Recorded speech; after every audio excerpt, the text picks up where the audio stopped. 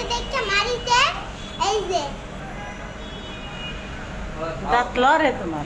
হ্যাঁ লড়বে না, আমি ভুল করে গামছা দিয়ে এই দাঁতটা বাঁচাই লইছি, বেশ লড়া শুরু।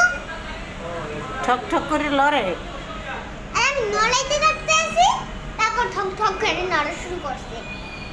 দাঁত লড়লে তো মানুষ বুড়ো হয়ে যায়, তা জানো? তারপরে খাওয়া লাগবে না, গেছে। এই দেখো,